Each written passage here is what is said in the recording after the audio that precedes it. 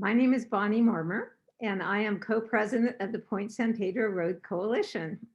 I'm welcoming you to our Earth Day Wetlands 101 webinar, and I am very pleased that we have some great presenters this evening for this event.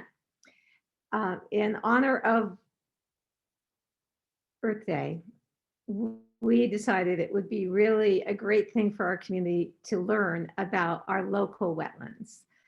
And so we invited Barbara Salzman from Audubon and Dr. Stuart Siegel, the wetland scientist, to help us learn not just about wetlands in general, but specifically the wetlands in the Point San Pedro Road area. We will be starting in just a few minutes. And I think there are still people signing on. And while we're waiting, I did want to make a couple of announcements. In honor of Earth Day or Earth Day week, we are also having another event. And that will be held this Saturday morning from 9 to 11. That is a weed pull in this very dry year. And with fire season coming upon us, it's very important that we remove those threats to our safety, which are the weeds that are so prevalent in our hillsides. So if you haven't yet signed up to join us and come pull some weeds, it's a great way to get to know neighbors and get out there and help keep us all safe. It's a great Earth Day activity. Go to our website and sign in and register for our weed pull Saturday morning, 9 to 11. It's a very rewarding thing to do, and we welcome you to join us. I'm hoping that you will also join us on May 8th when we welcome our San Rafael Mayor and Vice Mayor as our special speakers for our community meeting that will be held at 9:30 Saturday morning via Zoom. And that again is a webinar, so you'll need to sign up for that. We will be, for the first time, having our representative on the San Rafael City Council, Mary Beth Bushy, who is now the representative for District 3, which is our district. In the newly designated districts, since we now have district representatives, this is a new thing. So not only is Mary Beth Bushy our vice mayor, but she is also our district representative.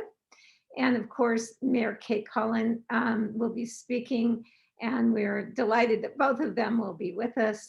We'll be having some other important things on the agenda, including an update from each of our committees. There's been a lot going on all during COVID. Our committees have been very busy. So we want to update you and let you know what's been going on with the Point San Pedro Road Coalition committees. And there are some folks that we also want to honor that have been important to our community. Former Mayor Gary Phillips, former council member Andrew McCullough, and Paul Jensen, who will be retiring from the city and has been so important to our community. So please tune in May 8th for that community meeting. We look forward to that as well. A couple of things about the meeting this evening I want to point out. One is that we have closed captions available. Don't have to be hard of hearing to actually appreciate the benefits of that, but you should notice at the bottom of your screen an option, a live transcript option, or CC, closed caption. You can click on that. That'll give you some options that will help you keep track. You can actually keep that transcript if you need it for any reason. We do that for those folks who may be hearing impaired, but it can be a benefit to anybody that wishes to take advantage of it. I also want to mention that we are going to have a Q&A period. So send in your questions. Our Wetland Committee Chair, Winifred DeJohnny, is going to be introducing our speakers, and she'll also explain a little bit more about how that Q&A is going to work. We already have 40 participants signed in. We expect a lot more signing in. but I want to keep us on track. So I want to turn it over to Winifred Dejani, the Point San Pedro Road Coalition's committee chair for wetlands. Okay. Thank you, Bonnie. Hello, everybody. Good evening, and thank you for coming to attend this very most interesting webinar. I'm Winifred Dejani. I'm chair of the Point San Pedro Road Coalition Wetlands Committee, and our mission on the committee is to advocate for and educate about our local wetlands and the wildlife that inhabits it. And we want to supplement and not duplicate what excellent larger organizations are already doing, like the Audubon Society and the Marine Conservation Society. And how we do that is by centering our attention around the wetlands that are in very close proximity to the Point San Pedro Road corridor. Our committee membership is open to all of those who share this interest and want to become more involved. And we meet the third Tuesday of every month. And if you would like more information or would be interested in joining the committee, you can just go to the Point San Pedro Road Coalition website and open the Wetlands tab, and there's a contact button there. I'd like to wish everybody again a happy Earth Day. And this is the day that we pause and take stock of the condition of our beautiful planet. And our special natural resource that we're so fortunate to enjoy throughout Marin is the diverse wetlands, which are very important to us in so many ways, both as a habitat for varied wildlife, and also they really contribute importantly to the quality of our lives, of people that live in Marin County. And we realized that maybe a lot of people appreciate the wetlands, but maybe they don't fully understand the science or the significance of them. And that was really the impetus to organize and create this webinar. And we're very lucky to have two local experts here to speak to us, outstanding local experts. Dr. Stuart Siegel is going to give a broad overview of the wetlands, in general, wetlands as a whole, and then Barbara Saltzman will follow up and take us on sort of a virtual visit of our local wetlands. So first of all, it's my pleasure to present Dr. Stuart Siegel. He's the adjunct professor of Earth and Climate Sciences at San Francisco State University. And he's also a coastal resilience specialist with the San Francisco Bay National Estuarine Research Reserve. And Dr. Siegel's focus is on the science and policy intersections of climate change, ecosystem restoration and resilience, coupled with human natural systems and regional use planning. And his work is primarily in estuarine and coastal tidal wetlands and lagoons with a focus on the San Francisco estuary. So thank you, Stuart. And I am now going to turn the floor over to you. Great. Thank you so much, Winifred. Glad to have everybody here tonight. It's a real pleasure. As many folks, some of you may know, I'm a longtime Santa Fe resident, so I'm one of your down the road neighbors, and have spent years and years looking at these wetlands and enjoying them and working on them. So today, let me pull up my presentation. What I will be doing today for you folks, and hopefully you are able to see my presentation there. As Winifred mentioned, I'm going to kind of give a bit of big picture information, and then also really drill down to San Rafael and the wetlands on both sides of the ridge of Point San Pedro Ridge there. Really to kind of give a sense of why they're important, what's happened in the past, what the future might look like, and how it really pertains to the lives of everybody in San Rafael and the broader area. And Barbara's going to get into some of the stuff a little bit more, so I'm going to cover this part briefly. But why wetlands matter? You know, they do a lot of different things here. One of the things that's really important for wetlands is that they filter out pollutants, so we get cleaner water. That's a really important function of wetlands anywhere around the world. One thing that I'll be coming back to a little bit later on here is that wetlands are also very effective at absorbing wave energy and storm flows. So that helps us lower flood peaks when we have big storms, and also as a tool for helping us adapt to sea level rise. And I'll be coming back to that in a little bit here. Another very important thing is that the plants that grow in wetlands and the soil that accrues there, they take carbon dioxide out of the atmosphere. So they're a very effective means at mitigating climate change. And so the more wetlands we have, the great contribution to lowering greenhouse gases in the atmosphere. And then wetlands are also fish and wildlife habitat. So, and Barbara's going to cover this quite a bit more, both game, which are things that people hunt, or fish, and non-game, which are the things that we like to go look at and see and use these wetlands. And then also recreation areas. Wildlife viewing, many of you I think do that. In some areas people are hunting and fishing, kayaking, canoeing, things of that sort. So they're very important for all these reasons and many more. So what I want to get a sense of why we pay so much attention in this estuary in San Francisco Bay, because we've lost so much what we have here. So the idea of the past wetlands, what we have today, and what the future might look like is, so we've lost quite a bit of wetlands in the Bay Area, including in Marin. And that's where we've been to urban development, agriculture, and salt production are the dominant ways in which wetlands have been lost from the system. And then since probably the 1970s and a little bit before that, there's been a real focus on doing wetlands restoration, especially in San Francisco Bay, but around the country and elsewhere around the world. And in many ways, San Francisco Bay has been at the forefront globally in driving wetland restoration. So it's been going on for a very long time, and we're quite advanced in the work that we do here, but there's a lot more ahead to do. The other part is that looking in the future with sea level rise is that we want to be able to preserve the wetlands that we do have, and I'll talk about some of why that can be a challenge. And then we also can use wetlands to protect our human-built environment. And so the idea of absorbing wave energy and storm flows that's a very important function that we can put wetlands to the task of to help us as well. So there's two maps here. On the left is the map from about 1850 for the whole San Francisco Bay up into Salzman Marsh. In the green are all the tidal marshes that existed roughly in 1850, and there was about 190,000 acres of those wetlands.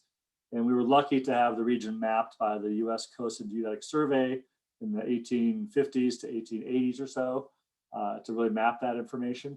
And then on the right is roughly what we have today. And so if you look at the left, everything's green, this tidal marsh. You look on the right, you look for green. That's the marsh that still stands behind after all of that. So we have about 50,000 acres today, but a lot of that has been restored wetlands, not the natural wetlands. So you can see in Petaluma Marsh, there's a bit of the historical marsh left up in Salzman Marsh, a little bit down in the South Bay, but not a whole lot. We've really wiped out most of those original wetlands, and much of what we have now is either from sediment accretion during the gold rush and afterwards, or wetlands restoration that we've done in this whole system. And if we drill into Marin County is we're a really special place that we have. Everyone's very accustomed to the hills and the valleys that we would drive up 101 every day, or whenever we do that. And so if you go from the south, there's I didn't put the map here, but you have Sausalito and Mill Valley up over the hill to Corte Madera and Larkspur. You can see on the left in 1850, all these valleys had wetlands going very far upstream. And same in downtown Santa Fe, at Peacock Gap, where the quarry wetlands are now, and the lagoon and the golf course. And then China Camp is one of the original marshes that still remains. It's very large. And then Galenas Creek and Miller Creeks going up north. So we had a tremendous amount of wetlands in Marin County historically. And if you look on the right, it's almost entirely gone. There's some new marsh that's formed. That's the sediment that's built up from the Sierra Nevada gold mining. China Camp is still intact. There's the diked marsh at the quarry. There's some diked marshes in southeast Santa Fe. But if you think about downtown Santa Fe, it's completely urbanized. All of that used to be wetlands historically. And the wetlands went down to maybe East Street or so in Santa Fe. And so from East Street all the way out to the bay was all wetlands historically. And then Corte Madera went quite far upstream as well. That gives us a sense of how much we've changed the landscape in this past 150 years and more. So then if we kind of switch gears and ask the question that nowadays we have this issue about the risk of sea level rise and how might we consider adapting to sea level rise. And this is where the wetlands we have locally and in the region really come into the picture here. And so if you look at the map on the right, this is showing lands at risk from 3 or 6 feet of sea level rise. So anything that's blue is at risk from 3 feet. Anything that's orange is at risk from 6 feet. So you can look in San Rafael, almost the entirety of downtown San Rafael is at risk from 3 feet of sea level rise. The entire neighborhood of Peacock Gap on the golf course is at risk, and a little bit along Point San Pedro Road. Same issue happens in Corte Madera and Larkspur, and to varying degrees down in Mill Valley and Sausalito area. And then up north in Novato, there's big levees up there, so those have a little higher protection. But same kind of thing. And so these are areas that we want to look at. So how can we use wetlands as a tool to help protect against sea level rise and provide all the other benefits that wetlands provide to the system? And if you drill down even further, this is a map of downtown San Rafael. And this one I used, rather than the sea level rise map, I used the Fema 100-year flood map. And they're basically the same kind of idea. The edges might be a little different spots, but the same idea is that water floods, how far out does it go as a flat surface? And what I really want to point out here is this colored line. This is the shoreline of San Rafael, of the central San Rafael here. So it runs from the Richmond Bridge all the way up along past Target and Home Depot, up around Spinnaker, all the way to downtown. It goes at least to B Street, if not more, and then it comes back out and around into roughly Bay Way. And that's about 10 miles of shoreline we have just in downtown San Rafael and central San Rafael. And even if you're out further out Point San Pedro Road, there's different watersheds there. So those are separate sections of shoreline because the hills come down to the water. And what's really amazing about that is that to protect us against flooding, only about a mile of that 10 miles is tall enough today to keep the tides out. And that's because of the landfill that's now Target and Home Depot, right? The hill that came down by the Rod and Gun Club and the hill that comes down by Bay Way. All the rest is at or below flood protection heights. And so you can imagine about 9 of those 10 miles are at risk of sea level rise flooding. And then we take a look at out Point San Pedro Road to Peacock Gap area, to the open bay there, and then to the quarry wetlands here. And so this is a map that is from a website called Our Coast, Our Future, and I have the website up on top. It's a great website to go to. You can explore lots of different questions around how much flooding or sea level rise and all this kind of stuff. You can really turn the Dobbs analysis and see what's at risk. And so what I put on here was the area that this kind of lighter pink is where the tides are today. And the slightly darker pink, which is Peacock Gap and the wetlands, is today's areas that are at flood risk today. And the difference about Peacock Gap, I have this note in here, is that there's huge pumps. So if there are big storms, those pumps are located at the mouth of the lagoon. They pump the water out into the bay. So that's why the houses are on the golf course where they don't flood right now, because of those pumps. And then this thick black line is basically the shoreline right now. And then I put the dash line as Point San Pedro Road.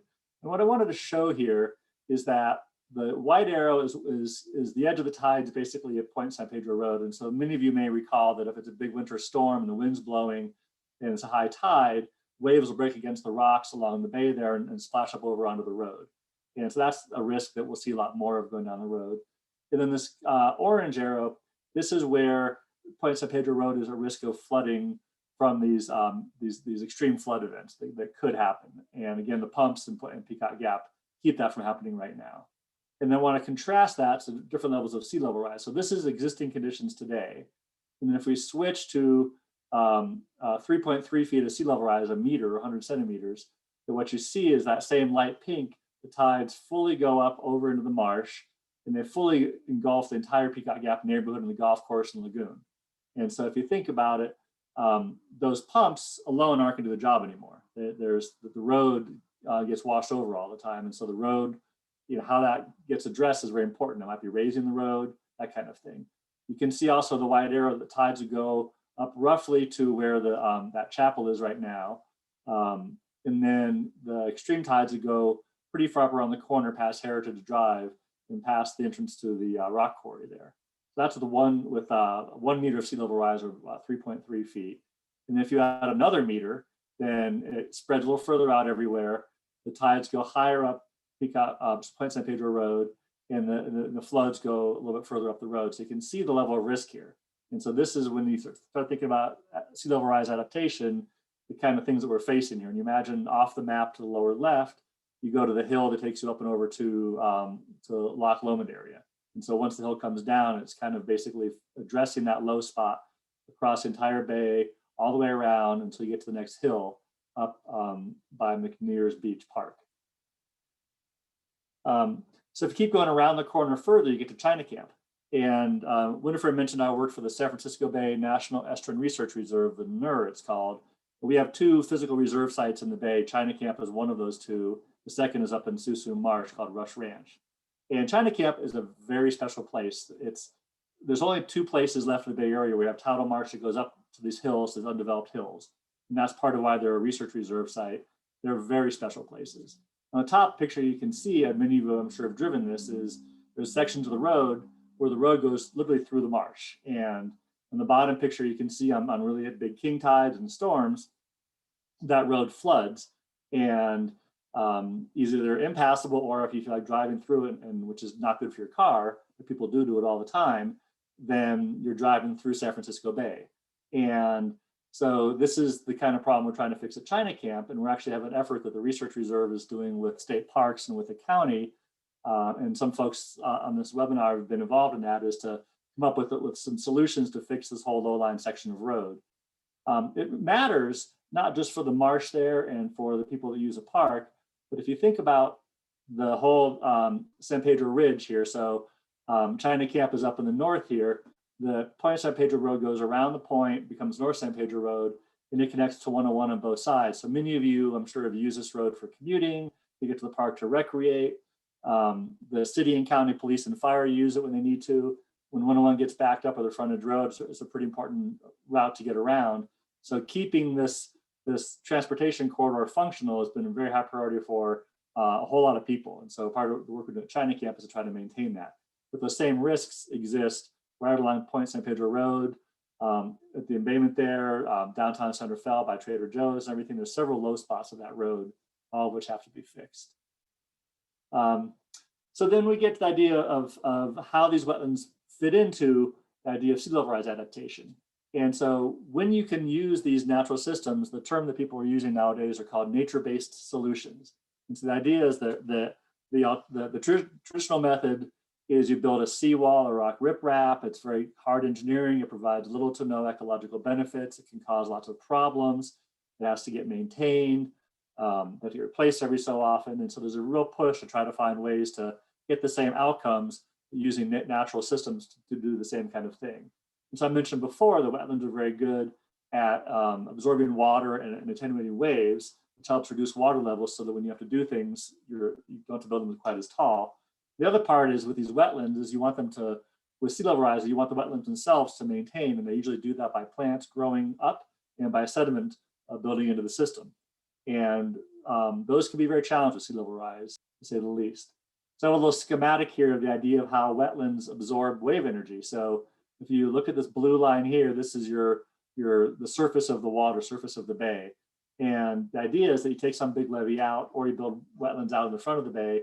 And as the water moves across the marsh, the waves get dampened out by the vegetation and the roughness of the marsh. And by the time you get to the built environment part, the water's lower. Whatever you have to do at that built edge doesn't have to be as large. It can be a lot less expensive to build, much easier to maintain. And you put your money into these natural systems, which you get all these other benefits for, and this becomes a whole lot smaller. And the other aspect of this is that we need sediment. This is a very common issue. A lot of the former wetlands that are still intact have sunk quite a few feet because all the peat soils, once you dry them out, all that carbon burns off into the atmosphere and they sink. Dredging is a resource that is done every year in San Francisco Bay.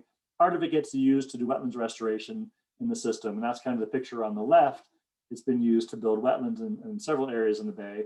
But unfortunately, some of it still gets put on a barge and taken 50 miles offshore and dumped in the Pacific Ocean, or sometimes dumped back in San Francisco Bay. And there's a real push in a new report out recently to really try to push the Corps of Engineers and the federal government to really value this resource for what it can do to benefit our society as well as the natural resources, and to really shift that picture so that we are making this as a resource and not a waste we have to throw out.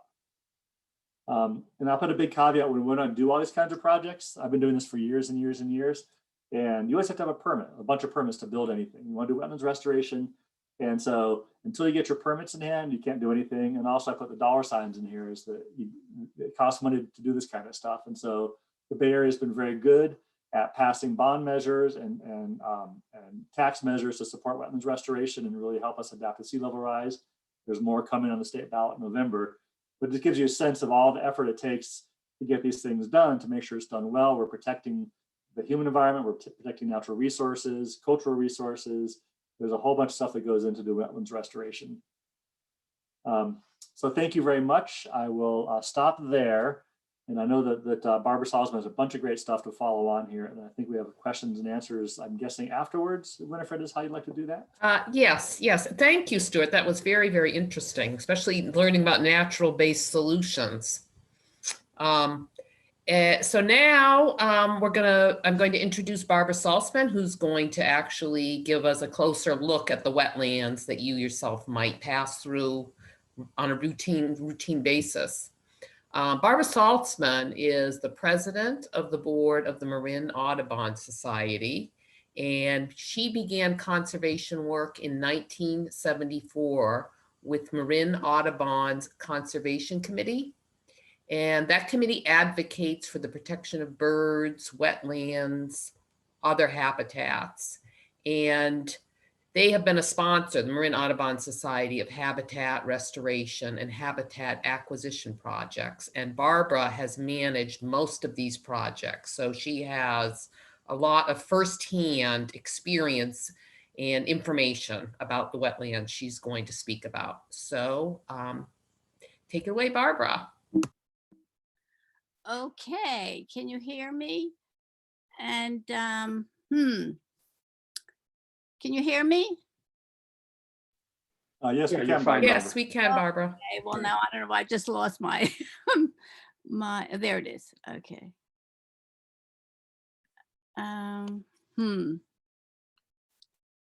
Well, I can't get my, okay, there we go.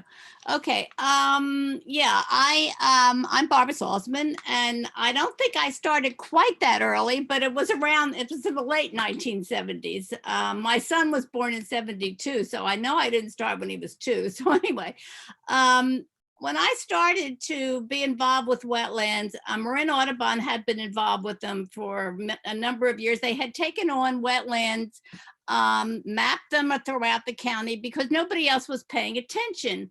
And so by the time I got involved, it was just at the time the Army Corps of Engineers took jurisdiction over wetlands, and the Clean Water Act had been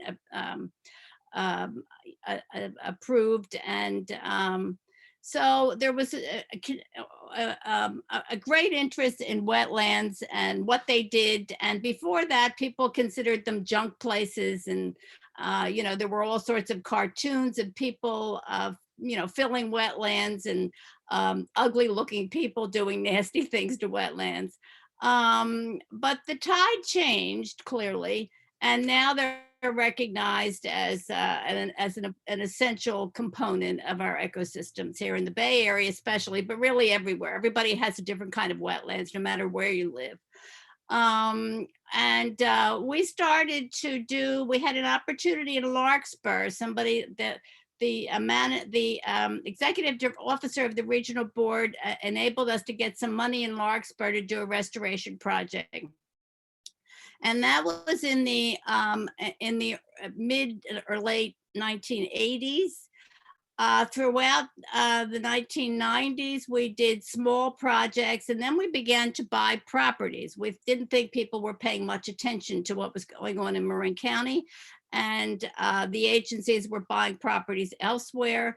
And so we started to buy properties. The first one was in Corte Madera, and then we purchased one up in up by the landfill, and we began to do restoration projects on all of these parcels.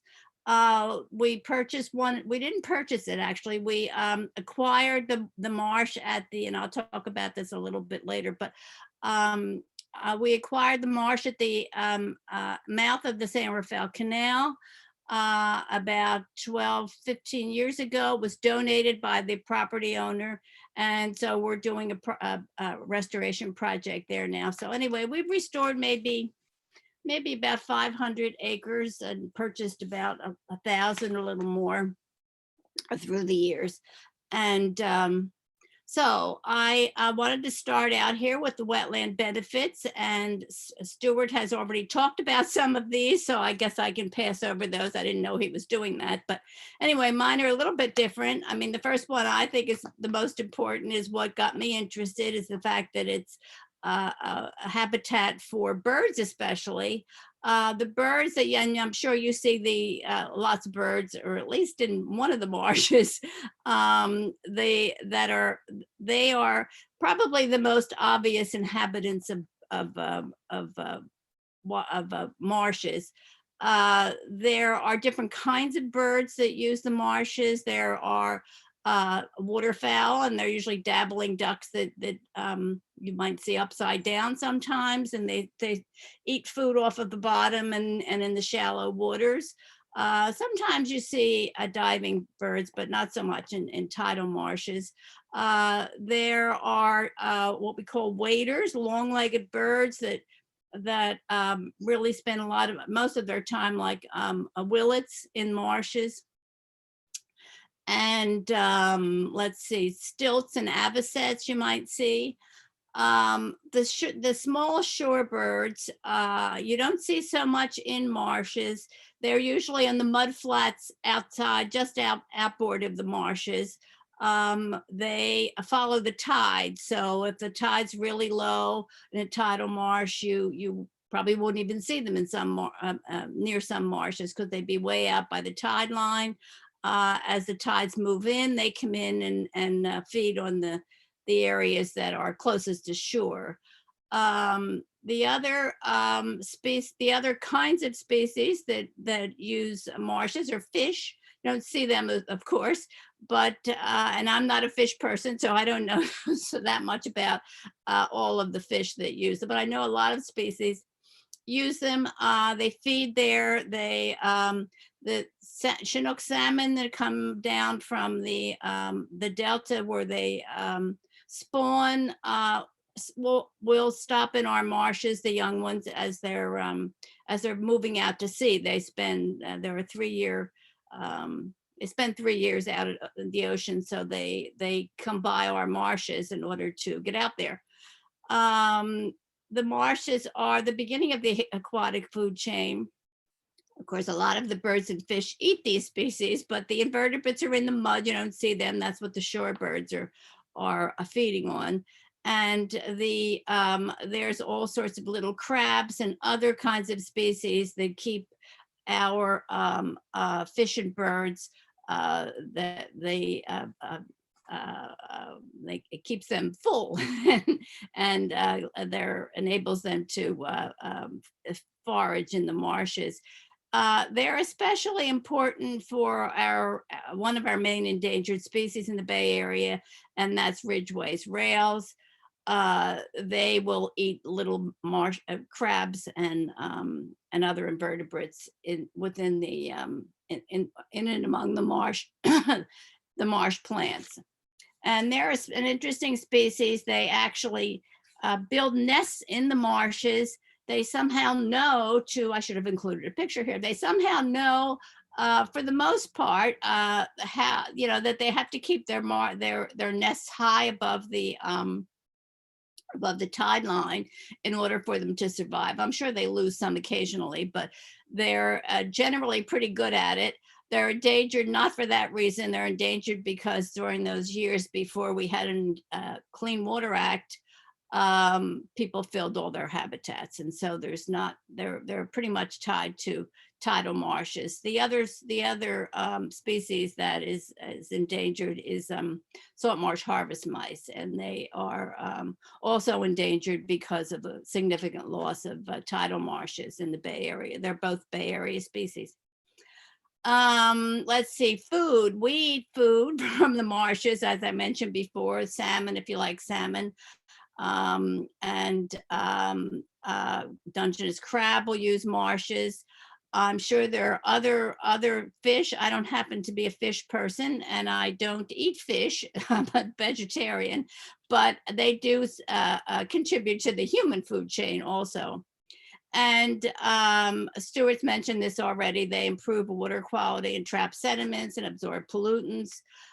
They help control flooding. In addition to what Stuart discussed or mentioned, they sometimes serve as ponding basins, and that especially applies to some of the marshes along San Pedro Road because they're diked, so they will hold water and runoff during flood times.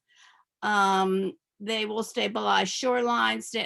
As Stuart also mentioned this, they are a buffer between the tides, and they reduce the wave energy before they get to the shorelines, before the waves get to the shorelines, so that helps save the shorelines from being eroded. As I said, they reduce the wave energy. They provide us with a lot of recreation, birding. They're beautiful. I mean, I'm just really impressed. That picture of that Stuart had of San Pedro Road marshes. They're such a unique habitat that, you know, with those, you can just tell old marshes after you look at marshes for a while. Those curved vegetation that sort of flows over the channels, and they're just really incredibly beautiful to me. And the other thing I didn't put here was they of course give us opportunities for scientific research, and they sequester carbon, and all of the above contribute to their economic benefits for people. Because it saves our shoreline, gives us food. All those things are important to us economically and socially, and just human wise. So anyway, we're lucky to live in a Bay Area where there's still some left. Not many, but there's some. Okay, now, all right, I have a few slides that I took when some of us did a little field trip the other day. This is the marsh at Loch Lomond. This got the fence around it. I remember this from years ago, and I thought it was a tidal marsh. I guess I remember wrong, but it sure didn't look tidal. It looks like there is a levee outboard, and also the condition of the marsh looks pretty much like it's reverting to be an upland. So, of course, we have a problem this year not having had much rain. If we had had more rain, I expect what would have happened here, it would be probably still have some water in it. But anyway, it is a wetland, and they're quite resilient. Probably next year or the year after, if we get a good rainstorm, you're going to find from the seeds in the soil that the wetland plants will come back. And it's quite amazing how the vegetation changes in marshes. We own a property we own a couple of properties up in North Marin near the landfill, and another one at Bahia. And the vegetation changes according to what kind of a winter we have. If we have a wet winter, you find a lot more brackish water vegetation. That's vegetation that sort of lives in the middle of the salinity regime. It's not, they don't like really saline water, but they don't like fresh water either. But if you find a winter like we've had this past winter with not much rainfall, you're going to find you're going to find the salt water intruding further up into the North Bay here. But anyway, this is obviously changing to be an upland at this point. This is the Bayside Acres fully tidal side, and it looks over at Loch Lomond. And this is actually a nice little tidal marsh. It has nice pickleweed in it. It's this lowish tide. What's not so good about it is the fact that there's really not any vegetation along the adjacent upland. And I'm not quite sure that, we didn't discuss that, I'm not quite sure that's the case, but for good habitat, a marsh needs to have some vegetation up along the upland edge, because the species that live in the marsh, when the tides, I mean, they don't just float around when the tides get high. They have to get up, most of them up out of the marsh, like the clapper rails. And the mice, they have to get up out of the marsh and find some vegetation to hide in, because they will be picked off by raptors. And if you ever taken a look during those high winter tides, there's usually, I don't know, red-tailed hawk, maybe a kite, some kind of raptor that peruses the marsh to pick off what they can. You know, it's unfortunate, but that's the way nature is. And they have to protect themselves. But this marsh doesn't have any vegetation left on the upland. So from that point of view, it's not an ideal ecosystem, but the small, and the marsh is small and narrow, and so it's unlikely to support ridgeway rails, but it might. They've actually been on our property across the creek. There've been sometimes a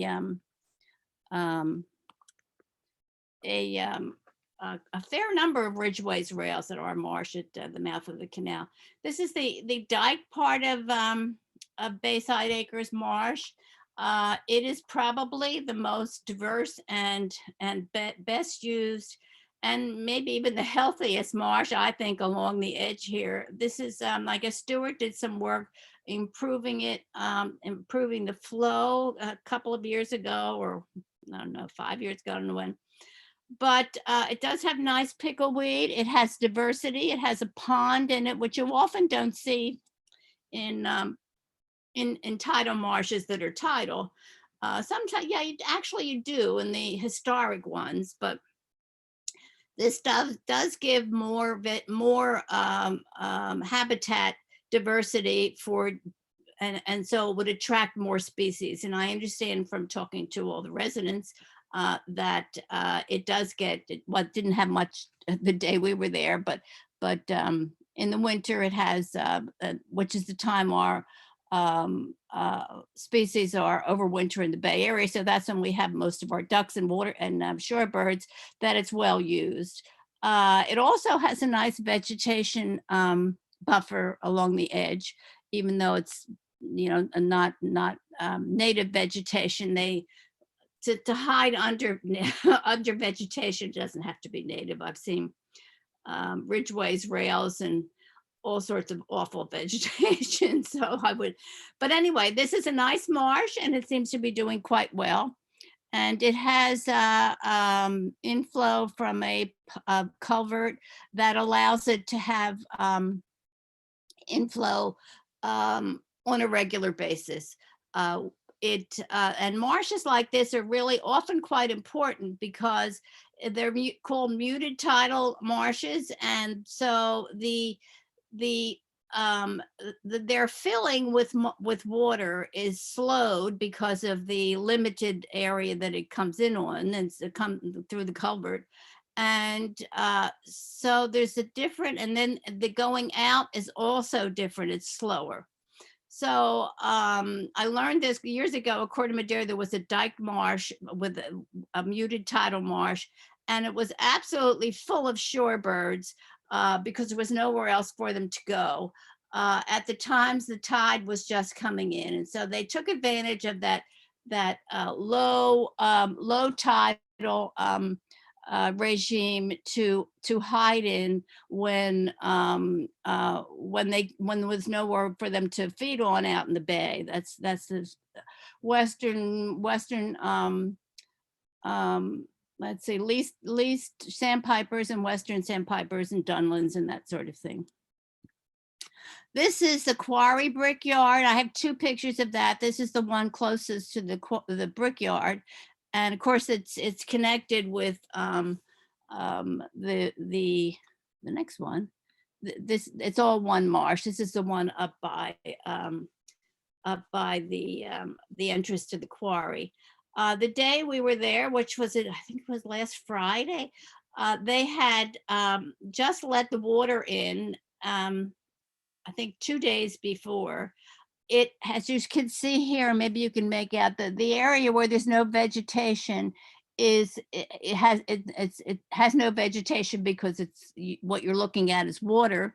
And it's not a very healthy marsh. It doesn't get enough water to be, you know, to have healthy marsh plants. It seems to be reverting to oh, that's the next one, to uplands in some respects. This has a little more marsh vegetation, but this also, they took all the vegetation off of this little piece of levee. So again, it doesn't have places for the wildlife to hide if they need to. Okay, this is Glenwood Marsh. It's been years since I was there, and Glenwood Marsh is really suffering from the drought. As you can see, or maybe you can't pick it out, but to the left is are some cattails. That's about all we could see out there. And I know there was more years ago, but it's just, you know, as I say, it's suffering from the lack of rainfall. Now, little freshwater marshes are highly unusual around because we have a Mediterranean climate, so we don't have rain all summer. And so it's hard for these freshwater marshes to survive. Some of the riparian freshwater areas dry up. Some of them persist if they're further upstream or maybe a little deeper, but this marsh could use some attention, and maybe someday somebody at the school will. I know there has been interest in the past, but in schools, it kind of depends on having parents or teachers to get the kids interested in getting a program going. Okay, this is the marsh that we own. This is Tiscornia Marsh. Was donated to us by Mary Tiscornia. But before I get into this, and we didn't look at this the other day when we were out, but across the creek is another marsh that we missed. And as I recall, that's a tidal marsh. So maybe later on somebody can tell me how that's doing, because I remember it years ago. And it's been, I don't know, 10 years since I've been there. Maybe you can't even get there anymore. It depends on what houses have been built around it. But anyway, I remember it being a nice little marsh. But anyway, this is Tiscornia Marsh. We own 20 acres, and a lot of it is mud flats and you know, intertidal habitat. We owned a piece of the levee which the sign is on. And so now we are doing a marsh restoration project, and this is what it looks like now.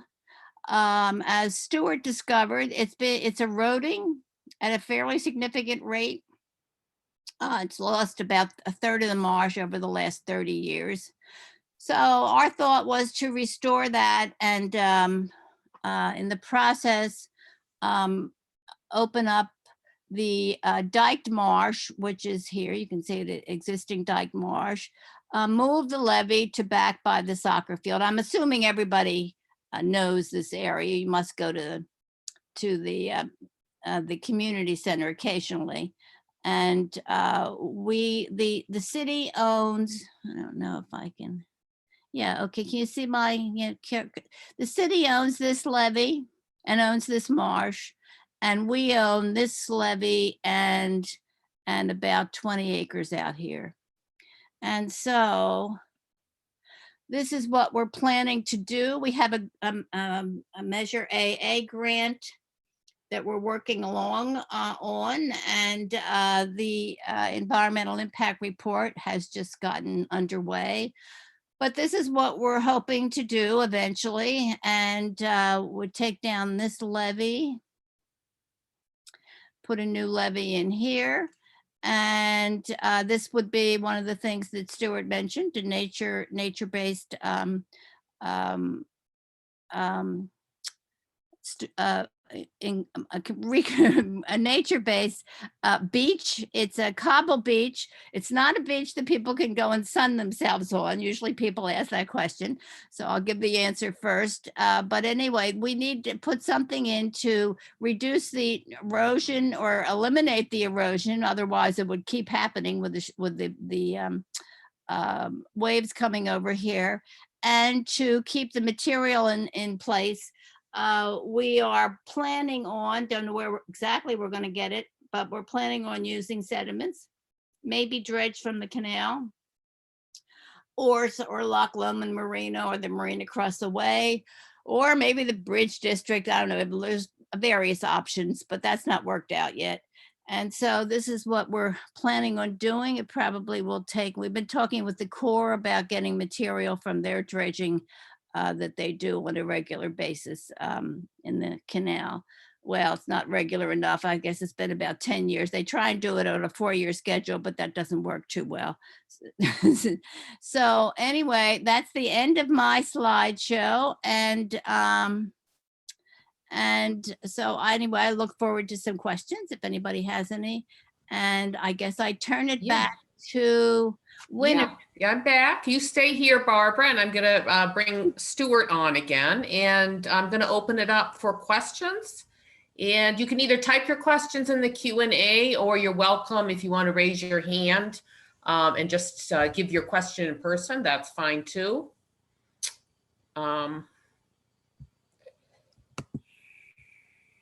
So Kick off if I can.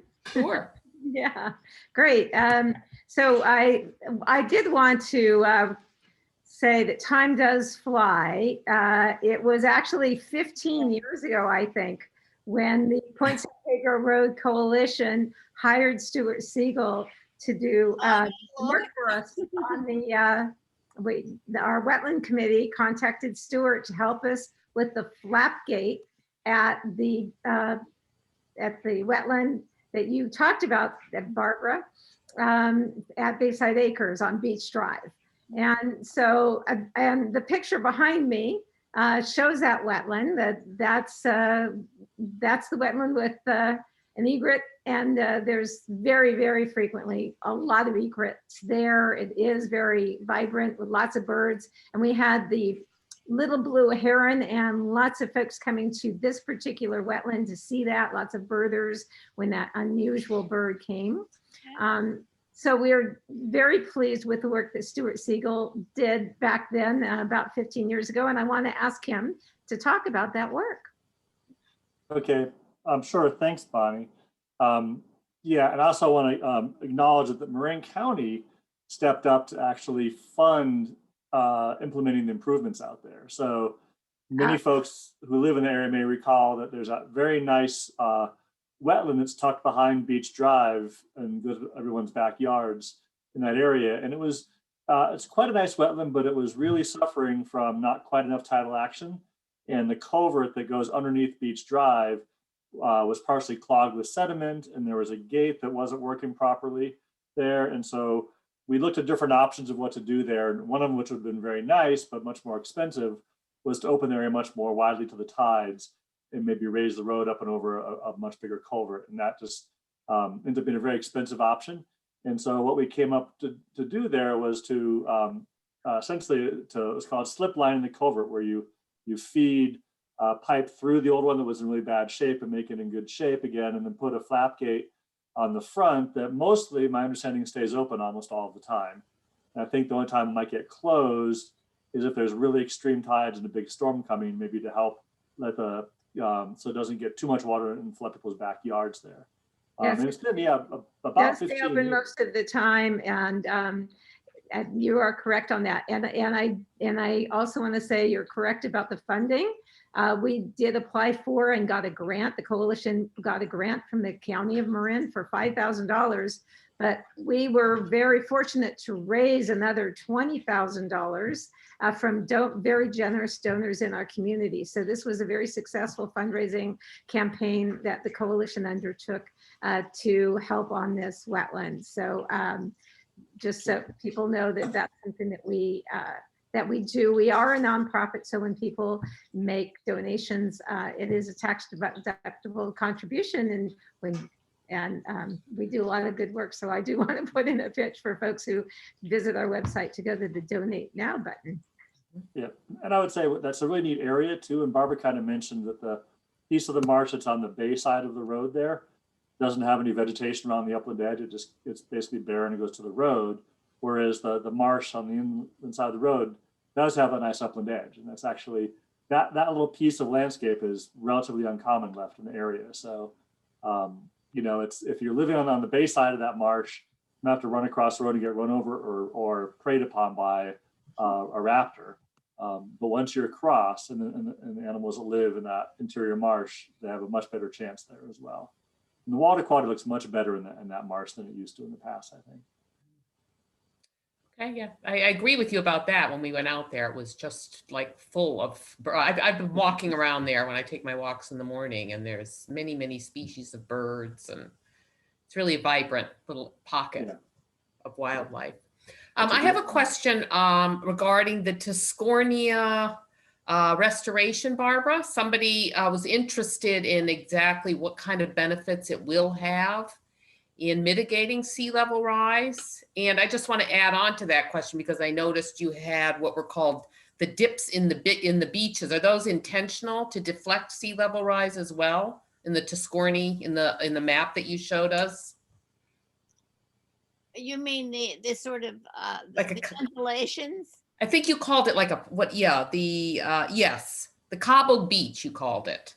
Oh, yeah. Well, that's one of the nature-based methods to, it was used down at Arambaroo Island to protect shorelines. Mm. And so, as I said, it would be a little bit higher than well, it would be up high enough to protect the marsh and contain the sediments that we would bring in.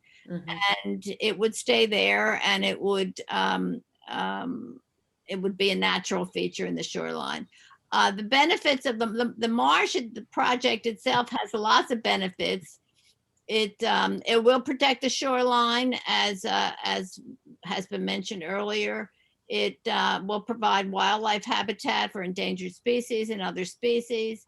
It will provide flood protection because the levees in that area, the one that we own and the one that the city owns, if you walk over, I'm sure you've all walked over there sometime. It's the sections that are not paved, that are dirt. Once you hit the dirt next to the Alboro Community Center, they're the ones that have low areas, and so it makes them more susceptible to flooding. And so it really will protect we're going to raise the levee and widen it, and we'll protect the canal area, and actually provide some protection for all of the city, because as Stuart mentioned, the Tidal Marshes used to go down to D or E Street in San Rafael. Pretty cool.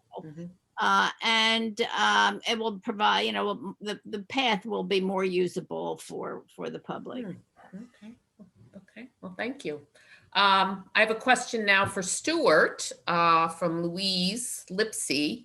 And she was wondering, what are some of the proposals that hopefully will be approved to elevate, well, I guess you're in the middle of doing this, to elevate the road through the marsh in China Camp, and up to what level of sea rise will the wetlands in China Camp still be helpful?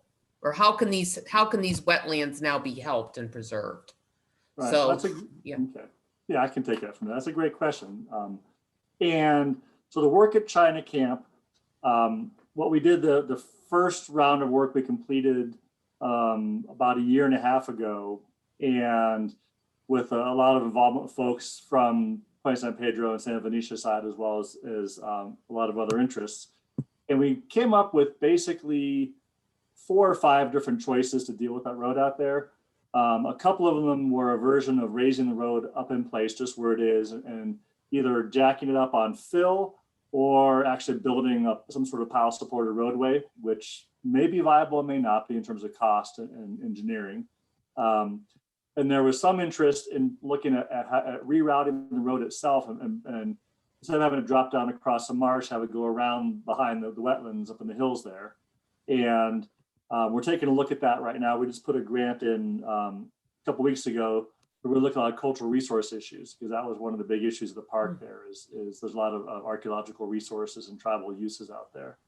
And then the other part of that, so my suspicion, we'll see how things play out here as we get the feasibility work done. My suspicion is it will be a version of raising the place in the road and probably earthen, just because that's probably the most cost effective, with some pretty big openings for the marsh for water to cross over the path of the road between the marsh on the bay side and the marsh on the interior side. And then one of the things that we're looking at is the exact question she asked is how much sea level rise are we trying to plan for?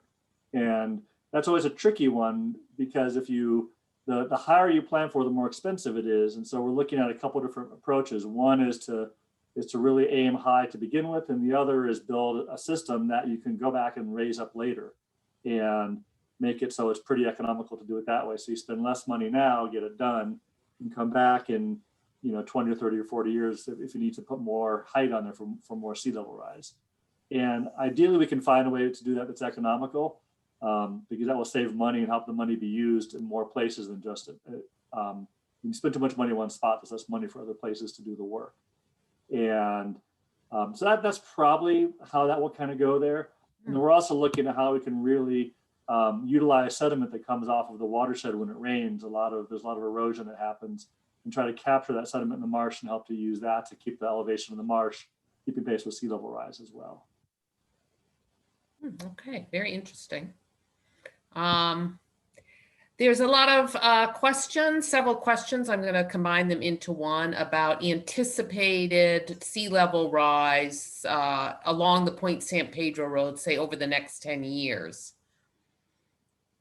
Well, yeah, let me, I'll talk and open up a PowerPoint at the same time, because there's projections the state of California has on the rates of sea level rise. And so in these projections basically bracket predictions about what human society does globally. And so if we're all super effective and really succeed at reducing emissions and taking carbon out of the atmosphere, then things don't go as high. If we do what we're doing, we'll call the business as usual strategy, then it looks pretty bad. And so the next 10 years, things are picking up pace. So we might see 3 to 6 inches, maybe more in the next 10 years. But in 20 years, so if you imagine the curve, it's going to get steeper, faster and faster and faster over time, what is projected to happen with sea level rise. So if you look at what happened today with what the President Biden did to bring countries together and really put a big push on trying to really reduce emissions, that if that really comes to fruition and other countries really meet the Paris Climate Accords, we might be able to not have a whole lot of sea level rise. But my guess is we probably have 3 feet baked in permanently no matter what we do, because part of it is that even if we stop everything today, it takes decades for the atmosphere to respond to that. And so even if we did a beautiful job, we still have 20, 30, 40, 50 years of sea level rise ahead of us before it stops rising. Yeah. So we're definitely going to have some sea level rise. Yeah. I'll look for that slide in a minute. Okay, that's fine. Yeah. The environment just doesn't, stand to attention when we decide we want to change our policy. Yeah. Barbara, I'd like to ask you, I have some questions because you were with us on the field trip to the quarry. I have a question from Henry Warren about the restoration plan there, and right now, what is the purpose of the flooding? Is it just to discourage and kill non-native plants with salty brackish water, provide better habitat for birds, or to help reduce mosquito breeding with salty brackish water? And I think you had a good understanding of what the engineer explained to us when we were out there. Well, I'm going by reading. I read it years ago. I've done recently a quick read of the plan, and really what they're required to do, and I don't even think they've done that very well, is to get rid of the invasive plants. in other words, the non-native plants. And that plan is, I don't know, 5 years old, more than that, maybe.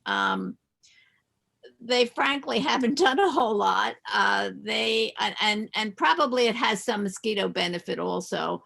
But mosquitoes, you know, if you're gonna, no, I don't even know if it would have mosquito benefits, because mosquitoes breed, of course, in shallow water. There are salt marsh mosquitoes, so that's not going to stop them. So if they're going to, it would be better to have a better tidal regime, in my opinion. Mhm. That would go a longer way to get rid of the non-native species, because the species that are there are not wetland species, they're upland species, and they're coming in because, you know, there's not enough tidal waters. The reason salt marsh plants do well is that they're adapted to live in tidally inundated areas, and they need that, and that filters out the plants that that are not adapted to live in waters like that. So the less water you get, you're going to get more upland plants. Mhm. And so I think that a challenge is to maybe try the next time that there's an opportunity to try and get a better plan that would both provide, I mean, it's not a bad thing to get rid of the upland plants. I don't know what regime. They didn't seem to have a regime. They seem to be just, I don't know what. Mhm. You know, occasionally, like when people come and visit, like what we do, they would let water in so it looks better.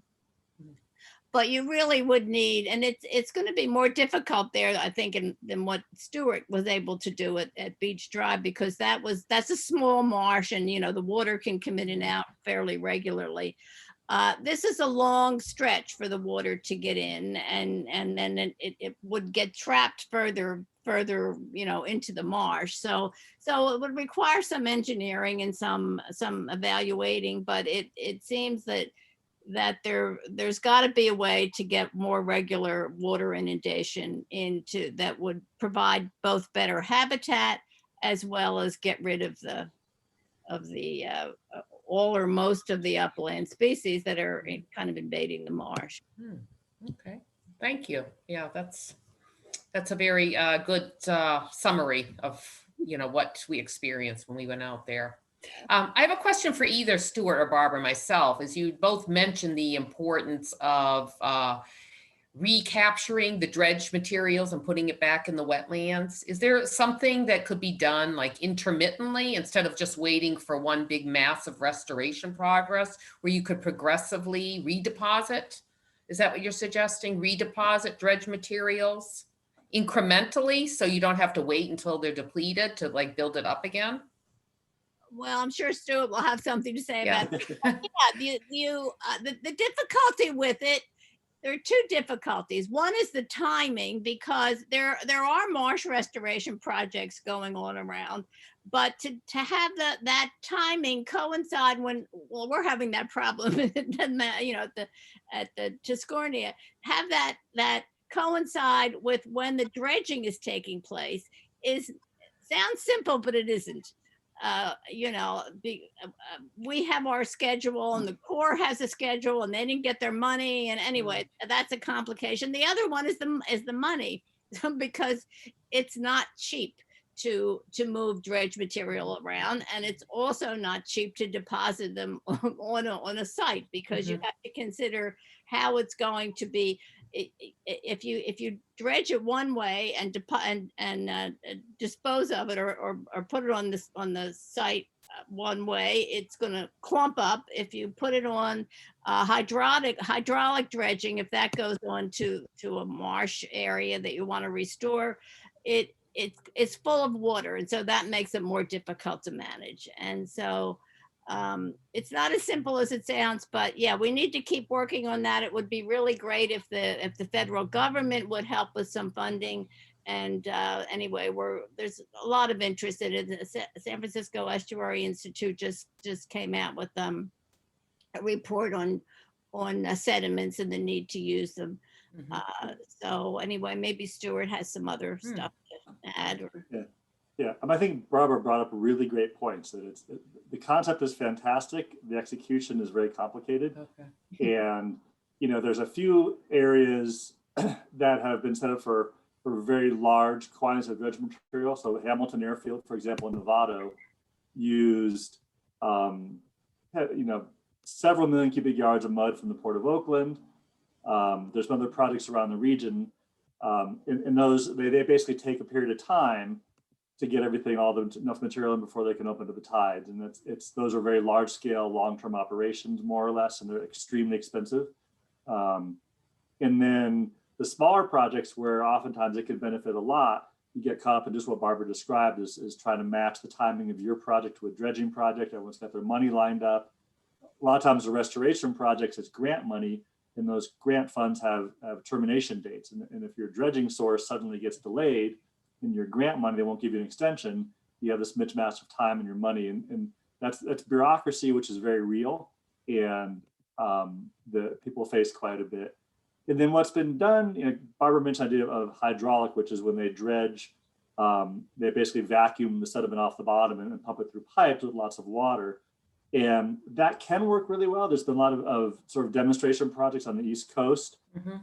It can be very expensive to do it, and it can work really well, or it can be very difficult. And there's a lot of issues to figure out protections of natural resources, all that water that has to get drained off, because usually it's about 85% water and 15% sediment. And you try to want to get the sediment to settle out. And so maybe you have to build a temporary containment, which might be damaging to the marsh. It's a lot of complicated stuff to do that. It's called, some places call it thin layer deposition is one version of it, but there's more ways. They tried in San Diego, where they basically took this dredge hose and they pointed up in the air and then put super high pressure, and it was just basically like your garden hose when you're in the backyard, if you hold it up high and spray water around. And it was an interesting technique to do it that way. So there's different ways to do it. And I think this new report that Barbara just mentioned from the Estuary Institute, hopefully will really spur some creativity in addressing some of the complexities and figure out ways to do it that are economical, viable, and also while you do be very protective of natural resources and water quality while you're going about it. Okay. Yeah, I think I was thinking along the lines of what you said with the hose, something along that line, that you could, keep putting a thin layer but it sounds like it's a work in progress, as you said. They're developing new, technologies. It's not just. Yeah, and the other part is the agencies that Barbara's dealt with this for years and years, as well as I, is that the laws that we have to get permits under were written in the 1960s and 70s, and they were responding to a totally different set of pressures back then. And some of the things we want to do nowadays, we get told no, even though it's probably the absolute right thing to do, because the laws just don't allow it. And so really examining how those laws apply today with sea level rise, for example, and different techniques is complicated, and it's been done in part, but not completely yet. There was a time when everybody was concerned, and I remember there were big groups of people that went up to Sacramento because everybody was concerned because there was too much sediment being dumped in the bay. And now here we are. I don't know what that is. 20 years later, now we're dying to get it. Feast or famine. Yes. I think Bonnie has one more question she'd like to ask. And then I'm noticing a lot of questions in the Q&A about the quarry. And so I wanted to get back to that for another minute because I want to make it clear that the Quarry Committee and the Wetland Committee both are working on quarry issues. And so I wanted to mention that the quarry was required as a condition of their operation. They underwent an environmental review, an EIR, a number of years ago, and they were required to create this marsh restoration plan that they are now operating under. But at the time of the EIR, it was recommended that they restore the marshes to full tidal. And if not full tidal, the alternative was what they called limited hydrological enhancements. But the quarry came up with this other plan for primarily removing invasive species. And so that was the plan that the quarry chose to go forward with. And so we've been trying to find out how successful it has been. And I understand from the information that we were given when we visited that it's kind of a work in progress. They're working on that. We were told there was a specific question about how often do they flood the wetlands, and we were told it was about 8 times a year. And I think you might comment some more on that, or you already, Barbara commented that you thought maybe a different plan could work better. But I also wanted to mention that the quarry has applied to extend their operations and reclamation for another 20 years. They were given their operating permit and told to reclaim the quarry for its future use by the year 2024. They have now, excuse me, applied to extend that to 2044. And so they are currently, there's some level of environmental review that's going on now. And we don't know whether they're going to be revisiting the marsh restoration plan or whether that's going to stay the same as it is. When they, I believe when they developed the marsh restoration plan, sea level rise wasn't a big deal. So I don't know whether there may be changes in the future that might be related to that, but the quarry committee and the wetland committee are kind of collaborating on working on this. And so I just wanted, because people are asking so many questions, Yes. is there a restoration plan in place? Yes, there is a restoration plan in place. It's a requirement that the quarry do that. It's a requirement of their conditions of approval of their permit. So just to clarify that. And then, Well, thank you, Bonnie, for okay. answering that in a little more detail. I was going to type an answer in, but you addressed that very eloquently. Well, I am going to thank our guests again, Barbara and Stuart. We so appreciate you both coming here on Earth Day and giving us such rich, interesting information about our local wetlands. And you've really enhanced our understanding of them. And I also want to thank all of you who attended and remind you that this webinar has been recorded and will be available within the next few days on the website for viewing. If you want to review it or share it with somebody that wasn't able to be here tonight, you'll be able to do that. And thank you again. Well, thank you for having us. Okay. Thank you very much. It's been great tonight. Thank you again from Yes. our board and our community. And thank you, Winifred, for all the work you're doing. Yeah. Well. Thanks, Stuart. Great. Okay. For our audience as well. All right. Take care. Good night.